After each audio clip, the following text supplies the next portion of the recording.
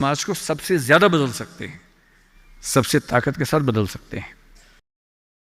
यदि आपको चाहिए जीवन में शांति, सुकून, तो फिर एक ऐसी नौकरी या एक ऐसा उद्यम जैसे खेती का काम। आप तो सिक्किम में रहते हैं, मैं कल आते हुए रास्ते में सोच रहा था कि सिक्किम के युवा अगर अपना स्टार्टअप शुरू करें ऑर्गेनिक फार्मिंग का ही, आपको अंदाजा नहीं है दिल्ली में क्या हाल है। दिल्ली में किसी शॉप के ऊपर लिख दीजिए ऑर्गेनिक फार्मिंग के प्रोडक्ट्स मिलते हैं, वहाँ लाइन लग जाती है, लोग पागल हो जाते हैं।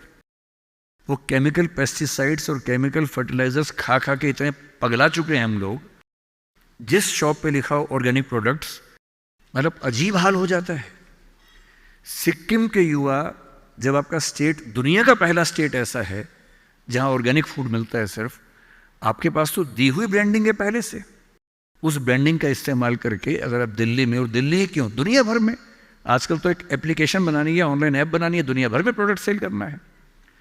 और अगर आप ऐसा कोई प्रोडक्ट लाएं और सिक्किम में 10-20 यूनिकॉर्न खड़े हो जाएं, यूनिकॉर्न का मतलब है एक ऐसी कंपनी जिसकी वैल्यू $1 बिलियन की है। $1 बिलियन का मतलब आज के ज़माने में होता है लगभग 10,000 करोड़ रुपए या 9,000 करोड़ रुपए। वैल्यू, इनकम नहीं, वैल्यू, कंपनी की वैल्यू इतनी है। और ये आजकल बहुत मुश्किल नहीं होता है, बस 2-3 साल की गंभीर स्ट्रगल।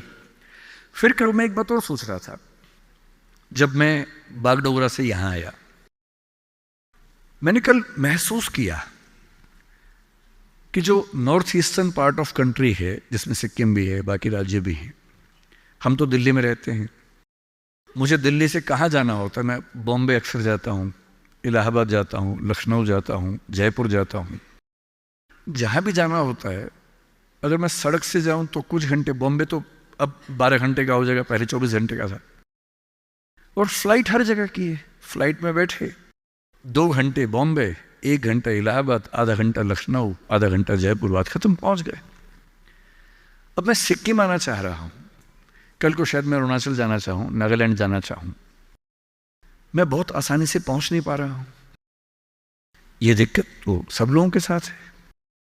आपका दिल्ली के साथ, देश के बाकी हिस्सों के साथ कांटेक्ट इतना कमजोर है, चिंता की बात है। पर यह चिंता केवल सरकार के लिए क्यों है, एक रास्ता भी तो है। कल मैंने रास्ते में एक चीज सोची, आपसे शेयर करता हूं, शायद आप में से इस रास्ते पर चलना चाहे। हवाई जहाज तो उसके लिए बहुत बड़ी पट्टी चाहिए होती है। मुझे पता है कि यहां पड़ोस में एक हमने एयरपोर्ट बनाया है जो मौसम की वजह से कम चल पाता है। हेलीकॉप्टर एक बहुत बड़ा स्ट्रक्चर होता है जिसको मैनेज करना आसान नहीं होता है। अगर आप टेक्नोलॉजी को ठीक से समझते हो तो अभी दुनिया के कुछ देशों में एक्सपेरिमेंट्स हुए हैं, एक्सपेरिमेंट सक्सेसफुल हो चुके हैं। आप यूट्यूब पर सर्च कीजिए, मिल जाएंगे आपको। क्या एक्सपेरिमेंट है? एयर टैक्सी का, हवाई टैक्सी। कई कंपनियों ने अलग अलग तकनीक से यह प्रयोग करके देख लिया है। ऊबर इस पे कुछ एक्सपेरिमेंट्स कर रहा है। हमारे प्रधानमंत्री श्री नरेंद्र मोदी की बात भी ऊबर कंपनी के मालिक से 3-4 साल पहले हुई कि ऊबर टैक्सी हम चलाएंगे, एयर टैक्सी चलाएंगे दिल्ली में जल्दी ही। दिल्ली से गुड़गांव जाने में 1 घंटा लगता है, एयर टैक्सी 8 मिनट लेगी मैक्सिमम। टैक्सी कैसे काम करेगी? आपने ड्रोन देखे हुए हैं, हेलीकॉप्टर भी तो इस तरह का ड्रोन ही होता है। एक कार जैसा इंस्ट्रूमेंट है जिसपे 4 पंखे लगे हैं, वो ड्रोन बन के उड़ता है और एक जगह से दूसरी जगह ले जाता है। बैटरी ड्रिवन चीज़ें भी आने शुरू होने वाली हैं जो कि बहुत कॉस्टली नहीं पड़ती हैं ऑपरेट करने में। मैं कल ही सोच रहा था कि नॉर्थ ईस्ट में अगर कुछ ऐसे युवा हो, कुछ सिक्किम में हो, कुछ अरुणाचल में हो, नागालैंड में हो, त्रिपुरा, मिजोरम, मेघालय में हो, और मिलके कुछ ऐसी कंपनियां बनाएं सरकार की पॉलिसी से बात करके, और मेरे ख्याल से सभी राज्यों के मुख्यमंत्री दिल्ली में बात करेंगे ही करेंगे।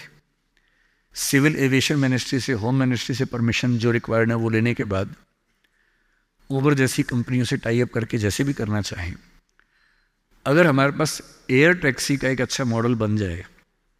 कल जब मैं तीस्ता के पास से निकला, मैंने अपने ड्राइवर साहब से पूछा, क्योंकि पुल 1-2 टूट गया बता रहे थे, बहुत मिट्टी मलबा जमा था। मैंने उनसे पूछा कि जैसे नदी के सामने जो गांव है, अगर मुझे यहाँ से वहाँ जाना हो, पुल तो टूट गया, कैसे जाएंगे?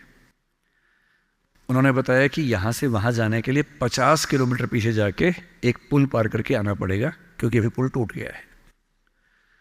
और मैं सोच रहा हूँ कि मान लीजिए इस नदी के इधर और उधर दो दोस्त रहते हों, या किसी बच्चे का घर इधर है, स्कूल उधर है, अब वो कैसे जाएगा?